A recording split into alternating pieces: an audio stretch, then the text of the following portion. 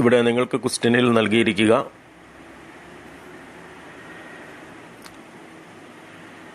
മൂന്നാറിലെ average rainfall ആണ്.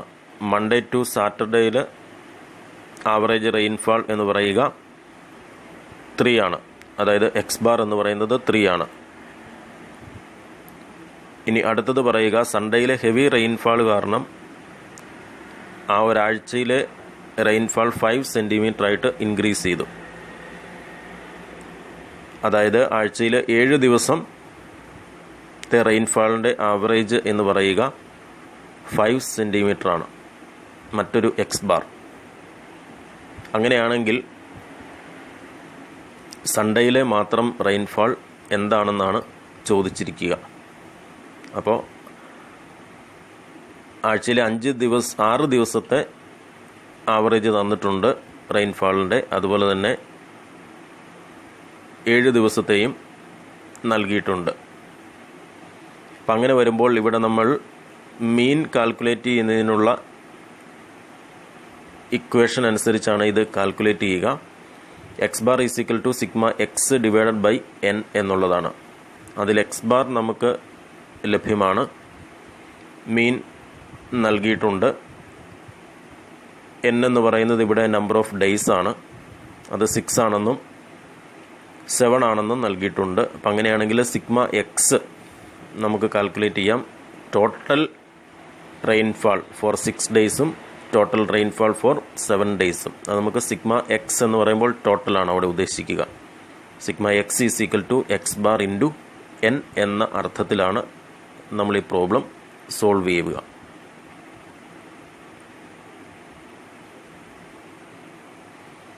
ആയതിനാൽ സിഗ്മ എക്സ് നമ്മൾ കണ്ടുപിടിക്കുന്നത്, അതായത് ഫസ്റ്റ് കേസിൽ 6 ഡേയ്സിലെ ടോട്ടൽ റെയിൻഫാൾ എന്ന് പറയുക,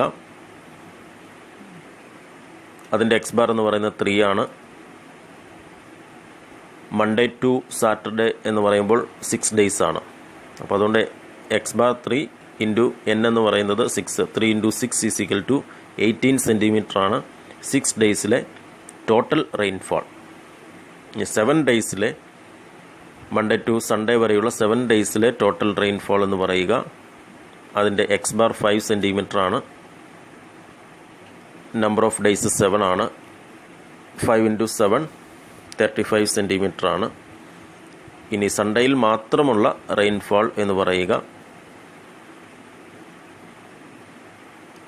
7 ഡേയ്സിലെ ടോട്ടൽ റെയിൻഫാളും 6 ഡേയ്സിലെ ടോട്ടൽ റെയിൻഫാളും തമ്മിലുള്ള ഡിഫറൻസ് ആണ്.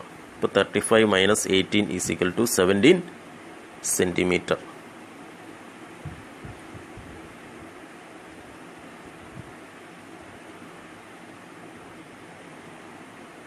ഈ ക്വസ്റ്റ്യനും തുടർന്ന് നമ്മൾ ഡിസ്കസ് ചെയ്യുന്ന ക്വസ്റ്റ്യൻസും ഒക്കെ നിങ്ങൾ കൃത്യമായിട്ട് ചെയ്ത് നോക്കണം. അതിൻ്റെ ആൻസറും ഇതോടൊപ്പം കൊടുക്കുന്നുമുണ്ട്.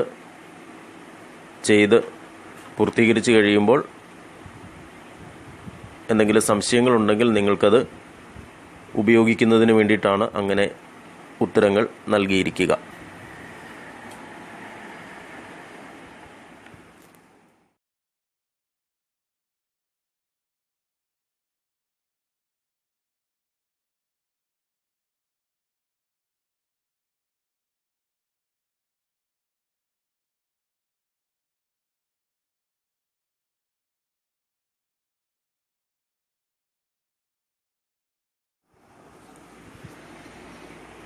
ഇവിടെ നിങ്ങൾക്ക് ക്വസ്റ്റ്യനിൽ 3 കമ്പോണൻ്റ് ഉള്ള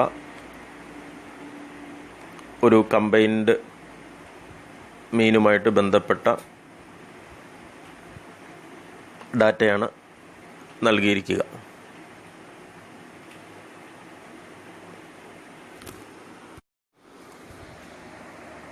നൂറ് കുട്ടികളുടെ ഏജിൻ്റെ മീനാണ് നമുക്ക് നൽകിയിരിക്കുക. അത് 9.35 ആണ്.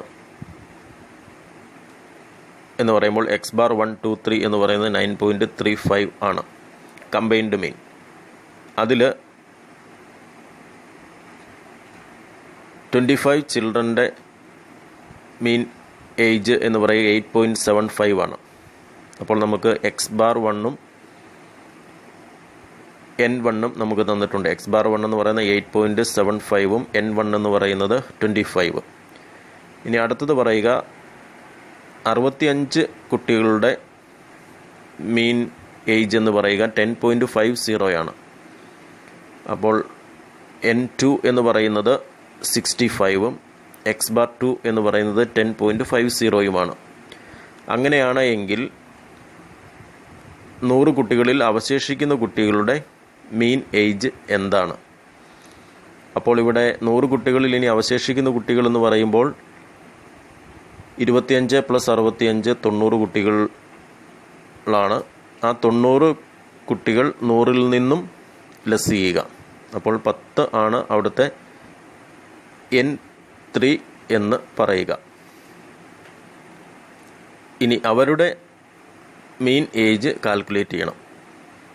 അതായത് എക്സ് ബാർ 3 നമ്മൾക്ക് ഇവിടെ ക്വസ്റ്റ്യനിൽ നൽകിയിട്ടില്ല, അതാണ് നമ്മൾ കാൽക്കുലേറ്റ് ചെയ്യേണ്ടത്. അപ്പോൾ എക്സ് ബാർ 3യെ നമ്മൾ എക്സ് ആയിട്ട് കൺസിഡർ ചെയ്തുകൊണ്ട് കമ്പൈൻ മീനിൻ്റെ ഇക്വേഷൻ ഉപയോഗിച്ച്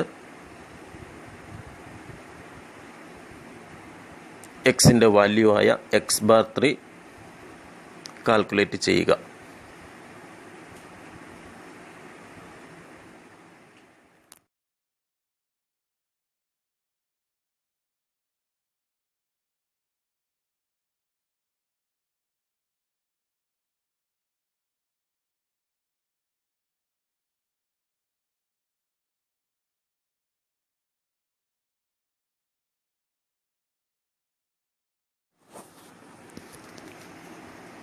ഒരു ഫാക്ടറിയിലെ എംപ്ലോയീസിന് നൽകുന്ന സാലറിയുടെ മീനുമായിട്ട് ബന്ധപ്പെട്ട ഡാറ്റയാണ് ഇവിടെ നിങ്ങൾക്ക് നൽകിയിരിക്കുക.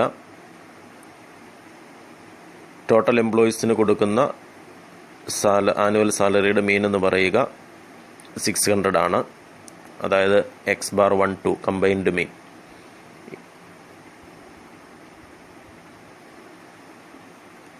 ഇനി അവിടെ ആ വർക്കേഴ്സിനെ മെയിൽ വർക്കേഴ്സ് എന്നും ഫീമെയിൽ വർക്കേഴ്സ് എന്നും ക്ലാസിഫൈ ചെയ്തിരിക്കുന്നു. അതിൽ മെയിൽ വർക്കേഴ്സിന് കൊടുക്കുന്ന ആനുവൽ സാലറിയുടെ മീൻ 620 ആണ്. അതിന് നമുക്ക് എക്സ് ബാർ 1 എന്ന് എടുക്കാം. ഫീമെയിൽ വർക്കേഴ്സിന് കൊടുക്കുന്ന ആനുവൽ മീൻ സാലറി എന്ന് പറയുക 520 ആണ്. അതിനെ എക്സ് ബാർ 2 എന്നെടുക്കാം.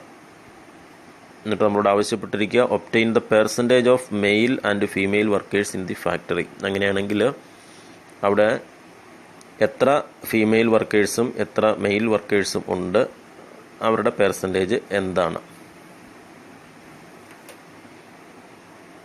അപ്പോൾ ഇവിടെ നമ്മളെ സംബന്ധിച്ച് യഥാർത്ഥത്തിൽ മെയിൽ വർക്കേഴ്സിനെ N1 ആയിട്ട് പരിഗണിക്കുക, ഫീമെയിൽ വർക്കേഴ്സിനെ N2 ആയിട്ട് പരിഗണിക്കുക.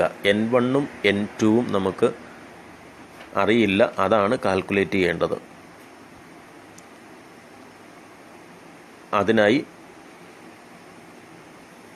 നമ്മളുടെ കമ്പൈൻമെൻ്റ് ഇക്വേഷൻ ഉപയോഗിച്ച് തന്നെയാണ് നമ്മളത് കാൽക്കുലേറ്റ് ചെയ്യുക.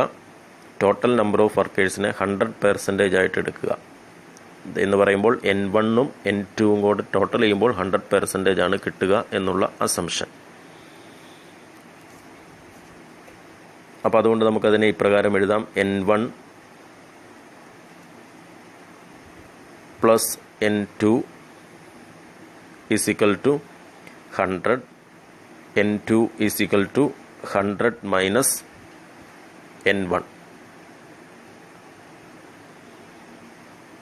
ഇനി അത് ഇക്വേഷനിലേക്ക് നമ്മൾ അപ്ലൈ ചെയ്യുന്നു. എക്സ് ബാർ 1, 2 എന്ന് പറയുമ്പോൾ 600 = N1 × 620 + 520 × 100 - N1 എന്ന് പറയുമ്പോൾ അത് N2 എന്നുള്ളതാണ് ഉദ്ദേശിക്കുക, ഡിവൈഡഡ് ബൈ 100. ഇനി അത് ക്രോസ് മൾട്ടിപ്ലൈ ചെയ്യുക. അപ്പോൾ 600 × 100 = 620 N1 plus 520 100 കൊണ്ട് മൾട്ടിപ്ലൈ ചെയ്യുമ്പോൾ 52,000 minus 520 × N1 = -520 N1. Then next സ്റ്റെപ്പിൽ അത് മൾട്ടിപ്ലിക്കേഷൻ നടത്തുമ്പോൾ 60,000 = 52,000 + 100 N1 100N1 എന്ന് പറയുക 620N1 520N1 തമ്മിലുള്ള ഡിഫറൻസ് ആണ്. അപ്പോൾ അതിനുശേഷം N1ൻ്റെ വാല്യൂ നമുക്ക് കാൽക്കുലേറ്റ് ചെയ്യാം. 60,000 minus 52,000 is equal to 100N1. Then therefore 100N1 is equal to 8,000. Then N1 is equal to 8,000 divided by 100 is equal to 80. അപ്പോൾ N1ൻ്റെ വാല്യൂ 80 എന്ന് നമുക്ക് ലഭിച്ചു. ആയതിനാൽ N2ൻ്റെ വാല്യൂ എന്ന് പറയുമ്പോൾ 100 minus N1. N2 is equal to 100 minus 80 is equal to 20. അപ്പോൾ അതുകൊണ്ട് mail വർക്കേഴ്സിൻ്റെയും female വർക്കേഴ്സിനെയും നമ്മൾ ടോട്ടൽ 100% ആയിട്ടാണ് എടുത്തിരിക്കുക. അപ്പോൾ അതുകൊണ്ട് മെയിൽ വർക്കേഴ്സിൻ്റെ പെർസെൻറ്റേജ് എന്ന് പറയുക 80 ആണ്. ഫീമെയിൽ വർക്കേഴ്സിൻ്റെ പെർസെൻറ്റേജ് എന്ന് പറയുക 20 ആണ്.